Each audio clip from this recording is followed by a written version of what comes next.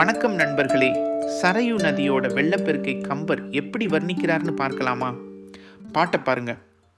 முல்லையை குறிஞ்சியாக்கி மருதத்தை முல்லையாக்கி புல்லிய நெய்தல் தன்னை பெரு அருமருதமாக்கி எல்லையில் பொருள்கள் எல்லாமிடை தடுமாறும் நீரால் செல்லுறு கதியின் செல்லும் வினையென சென்றது அன்றே. எவ்வளவு அழகா இருக்குல்ல. கம்பர் என்ன சொல்றாருன்னா, அந்த வெள்ளம் முல்லை நிலத்தை குறிஞ்சி நிலமா மாத்திடுச்சான். அதாவது காடும் காடு சார்ந்த இடமும் மலையும் மலை சார்ந்த இடமா மாறி போச்சான். வயலும் வயல் சார்ந்த இடமும் முல்லை நிலமா காடா மாறிடுச்சாம். அது மட்டும் இல்லாமல் புல்லிய நெய்தல், அதாவது கடற்கரை ஓரமாக இருக்கிற நெய்தல் நிலம் நல்ல வளமான மருத நிலமாக மாறி போச்சான். என்னே ஒரு கற்பனை. வெள்ளம் எல்லாத்தையும் புரட்டி போடுது. எல்லா நிலத்தோட தன்மையும் மாறி போகுது.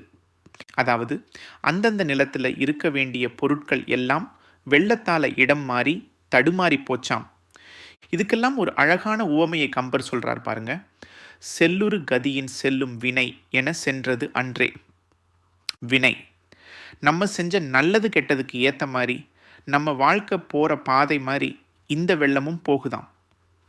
ஒரு பிறவியில் நம்ம செஞ்ச வினை அடுத்த பிறவியில் நம்மளை எப்படியெல்லாம் ஆட்டுவிக்குதோ அது மாதிரி இந்த வெள்ளம் எல்லாத்தையும் ஒரு கலக்கிட்டு போகுது. கொஞ்சம் நக்கல் கலந்து சொல்லணும்னா, நம்ம அரசியல்வாதிங்க தேர்தல் நேரத்தில் தொகுதி மாறுற மாதிரி இந்த நிலமெல்லாம் மாறிப்போச்சாம். கம்பரோட திறமை என்னன்னா, ஒரு சாதாரண வெள்ளப்பெருக்கை நம்ம ஜீவிதத்தோட தத்துவத்தோட ஒப்பிட்டு சொல்றது தான். செல்லுறு கதியின் செல்லும் வினை, இந்த வரிக்குள்ள எவ்வளோ அர்த்தம் இருக்கு பாருங்க.